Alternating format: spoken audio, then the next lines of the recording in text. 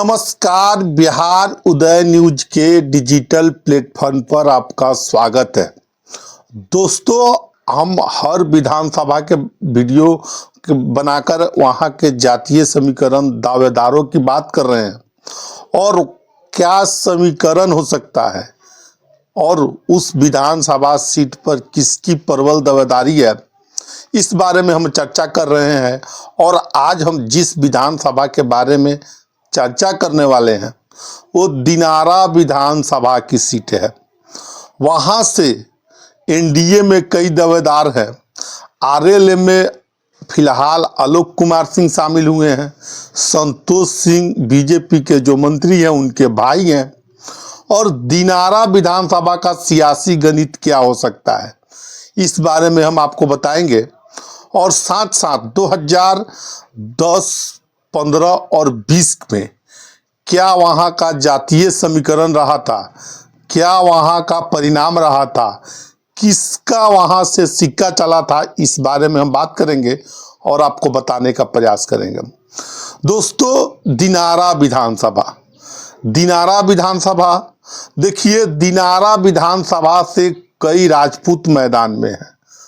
कितने बड़े बड़े राजपूत दावेदार हैं और एनडीए में काफ़ी दावेदार हैं। एनडीए के अंदर ही कई राजपूत दावेदार हो गए हैं और ये सीट राजपूत बहुल है। हालांकि और जातियों की संख्या है। हम तमाम बातों को बताएंगे। इससे पहले हम आगे बढ़े, आपसे करवद आग्रह है कि अगर आप चैनल पर नए हैं तो चैनल को सब्सक्राइब कर दीजिए, बेल आइकन दबा दीजिए, जिससे आपको आगे की जानकारी मिलता रहे। देखिए, दिनारा विधानसभा की अभी हम चर्चा कर रहे हैं और दिनारा विधानसभा में अभी आपने देखे होइएगा आरएलएम राष्ट्रीय लोक मोर्चा पार्टी में उपेंद्र कुशवाहा की पार्टी में आलोक सिंह ज्वाइन करते हैं आरएलएम। अब आलोक सिंह के बारे में थोड़ी हम चर्चा करते हैं, आपको बताते हैं। आलोक सिंह जब उपेंद्र कुशवाहा काराकाट में चुनाव लड़ रहे थे तो उस समय उपेंद्र कुशवाहा को आलोक सिंह ने काफ़ी मदद की थी। धन बन छल सबसे मदद की थी। अब इसी के एवज में उपेंद्र कुशवाहा आरएलएम के कोटे में आलोक सिंह के लिए दोनों ने करी पागल बाड़ू का मार दे भाई, मैकुए से कपार फोड़ दे, बन जबरदस्ती वीडियो की जाए। हम ये काट के धरिए तो रखे पढ़े लगी तरह के मुंह में देखेला हेदे हम जब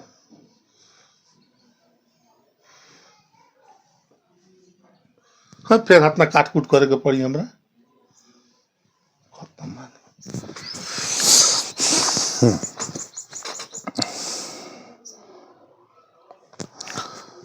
देखिए, सबसे पहले हम चर्चा करते हैं दिनारा विधानसभा 2020 के बिहार विधानसभा चुनाव में क्या समीकरण रहा था। देखिए, राष्ट्रीय जनता दल आरजेडी ने विजय मंडल को उम्मीदवार बनाया था और विजय मंडल को 59,541 वोट मिले। और देखिए, उनका वोट शेयर 34.97% रहा। उसी प्रकार राजेंद्र सिंह को लोक जनशक्ति पार्टी ने 2020 के चुनाव में उम्मीदवार बनाया और 2020 के बिहार विधानसभा चुनाव में चिराग पासवान, फिर से सुन लीजिए, चिराग पासवान एनडीए गठबंधन के साथ नहीं थे और चिराग पासवान ने उम्मीदवार दिया था लोक जनशक्ति पार्टी को। राजेंद्र सिंह ने बीजेपी के, कभी उनकी चर्चा हो रही थी, मुख्यमंत्री चेहरा के तौर पर उनको प्रमोट किया जा रहा था। अब उनको टिकट नहीं मिला, लोक जनशक्ति पार्टी में राजेंद्र सिंह चले गए और लोक जनशक्ति पार्टी चिराग पासवान की पार्टी ने उनको उम्मीदवार बनाया और 2020 के बिहार विधानसभा चुनाव में 53,313 वोट मिले।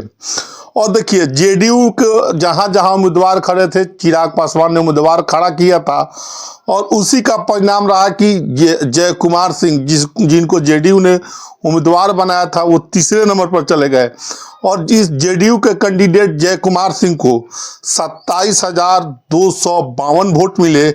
इस प्रकार इस सीट पर आरजेडी बिहार विधानसभा चुनाव 2020 में लगभग 8,228 वोटों से चुनाव जीतने में सफल रहे और विजय मंडल चुनाव आरजेडी के कैंडिडेट के तौर पर जीत गए। यहाँ से आरजेडी के अभी फिलहाल सिटिंग विधायक है। अब हम चर्चा करते हैं 2015 बिहार विधानसभा चुनाव के वक्त।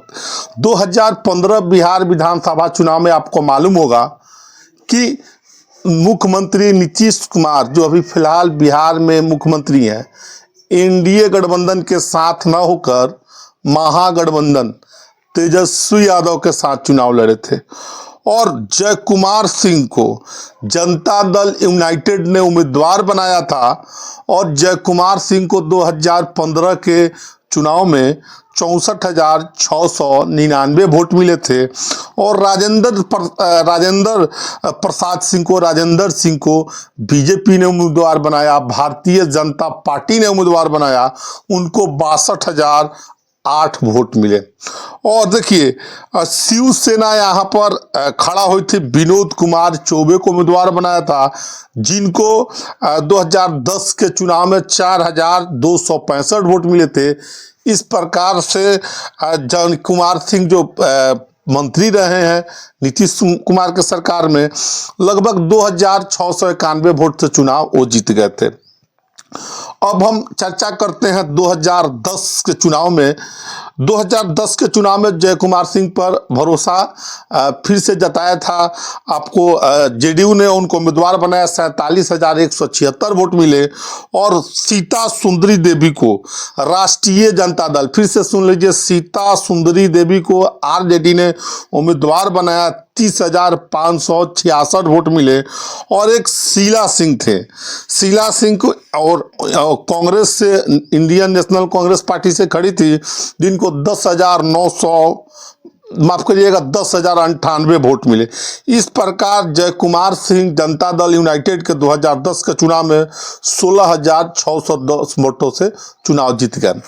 तो अभी हम चुनावी चर्चा में कर रहे थे 2010, 15, 20 में क्या कौन वहां से जीते थे। देखिए अब हम आपको बता दें कि चिराग पासवान भी इस सीट पर, दिनारा सीट पर दावेदारी कर रहे हैं और आप सभी को मालूम होगा चिराग पासवान 2020 के चुनाव में अकेले चुनाव लड़े और जेडीयू को हरा दिया था। पूरे 137 सीटों पर चुनाव लड़ गए और 137 सीटों में से मात्र एक मटिहानी की सीट जीती थी।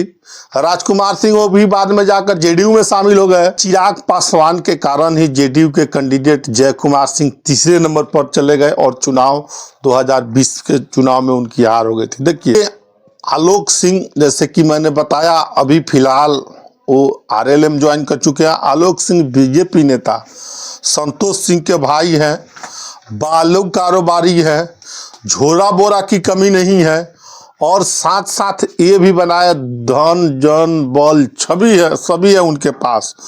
और आरएलएम ज्वाइन किए हैं उपेंद्र कुशवाहा, हर हाल में सीटें चाहते हैं।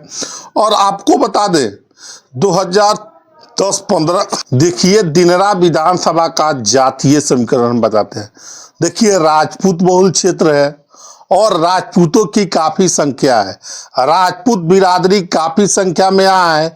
हालांकि यहाँ पर और जातियां हैं, उसकी भी चर्चा करेंगे और हम आपको बताएंगे। देखिए राजपूत जात का वोट, राजपूत बिरादरी का वोट इस दिनरा विधानसभा में आप सभी को मालूम होगा कि एकमुत राजेंद्र सिंह को मिला था 2020 के चुनाव में। देखिए दिनरा विधानसभा में दावेदारों की बात करें तो दिनरा विधानसभा में राजेंद्र सिंह एनडीए से मजबूत दावेदार है। राजपूत जाति पर वोट में उनकी पकड़ है, क्षेत्र में घूम रहे हैं, लोगों से आशीर्वाद ले रहे हैं और कह रहे हैं कि हमको हमारे नेता का आशीर्वाद मिल गया है, हम चुनाव 2025 का विधानसभा का दिनरा विधानसभा से हम लड़ेंगे। देखिए, आलोक सिंह आरएलएम उपेंद्र कुशवाहा के लिए बहुत कुछ किए। काराकाट चुनाव में काफी मदद किए, धन बल सभी चीजों से मदद किए। और उपेंद्र कुशवाहा आलोक सिंह के लिए लगे हुए हैं। हाल ही में उन्होंने ज्वाइन कराया है। देखिए, अब एनडीए के अंदर एक और दावेदार हैं, उनका नाम है जय कुमार सिंह। पूर्व में मंत्री रहे हैं, नीतीश कुमार के काफी करीबी नेताओं में उनकी गिनती होती है। और वो भी क्षेत्र में लगे हुए हैं, बोल रहे हैं कि हमको भी माननीय मुख्यमंत्री नीतीश कुमार का आशीर्वाद प्राप्त है। क्षेत्र भ्रमण कर रहे हैं और साथ साथ लोगों से जनसंपर्क भी कर रहे हैं।